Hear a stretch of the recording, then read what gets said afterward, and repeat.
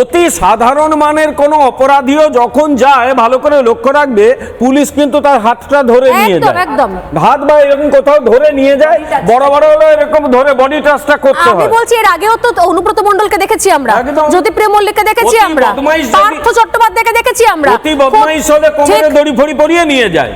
এই লোকটার হাতে হ্যান্ডকাপ লাগিয়ে কোমরে দড়ি পরিয়ে নিয়ে যাওয়ার দরকার ছিল, কারণ এটা একটা নোটোরিয়াস ক্রিমিনাল যে মহিলাদের ওপর শারীরিক নির্যাতন চালানোর ব্যাপারটা মদত দেয় বা নিজে করে।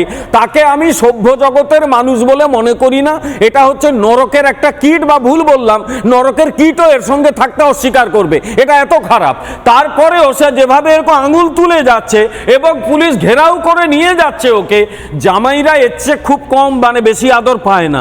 ফলে জামাই অস্বীকার করার উপায় নেই, পুলিশের কাছে এ জামাই আদর পাচ্ছে।